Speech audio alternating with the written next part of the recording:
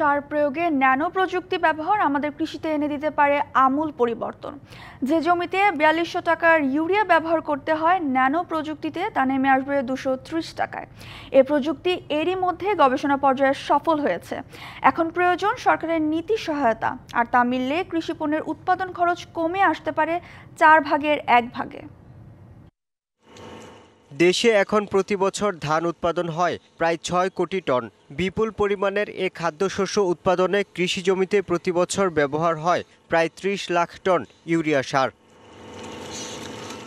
কিন্তু এই সারের মাত্রাতিরিক্ত ব্যবহার যেমন মাটির উর্বরতা কমায়, তেমনি প্রয়োজনের বেশি ব্যবহারে কৃষকের উৎপাদন ব্যয়ও বাড়ে। এই সমস্যার সমাধান এনেছে ন্যানো প্রযুক্তি।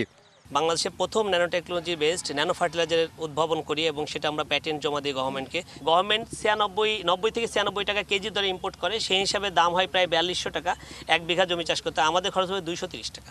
গবেষকের দাবি, এরই মধ্যে মার্কিন যুক্তরাষ্ট্রের নানা পরীক্ষায় উত্তীর্ণ হয়েছে তার উদ্ভাবন। ২৫ বছরের ওয়ারেন্টিযুক্ত দীর্ঘস্থায়ী দরজা প্রোটেক্টর, আধুনিক ও মজবুত দরজা। ৭ বছর ধরে আমেরিকার বহু গবেষণা প্রতিষ্ঠানে পেপার পাবলিকেশন করছি এটার ইম্প্যাক্ট হিসেবে, এবং এটা অ্যাপ্রুভড। বোস্টনে কুলাবায়ো আর মিনেসোটাতে টেট্রাম্যাক্স এই কোম্পানি দুটোতে গবেষণালব্ধ প্রোডাক্ট নিয়ে গেছে এবং তারা সার্টিফাইড করেছে, এবং তারা খুবই ইন্টারেস্টেড যে বাংলাদেশের প্রযুক্তি ইউএসএতে নিয়ে যাওয়ার জন্য। বগুড়ার শেরপুরে পরীক্ষামূলক ব্যবহার হচ্ছে ন্যানো ফার্টিলাইজার। এটা হচ্ছে একাডেমি ইন্ডাস্ট্রি পার্টনারশিপের একটা একটা পার্ট হিসেবে আমরা কাজ করছি, এবং ইন্ডাস্ট্রির পার্টে আমরা এটাকে আপস্কেলিং করব এবং তারা আমাদেরকে যত রকমের টেকনিক্যাল সাপোর্ট আছে সেটা প্রদান করবে। এটাকে আমরা কৃষকের পর্যায়ে নিতে চাই। উদ্যোক্তারা বলছেন, কৃষিতে উন্নত প্রযুক্তির ব্যবহার নিশ্চিত করতে প্রয়োজন সরকারের প্রত্যক্ষ সহায়তা। ডলার না, আমরা টাকায় কেনাকাটা করতে পারলাম এখানে সহজলভ্য হবে, এই কারণে যে ম্যানুফ্যাকচারিং কস্ট আমাদের দেশেই হচ্ছে, যার কারণে কৃষকরা একটু কম দামে পাবে।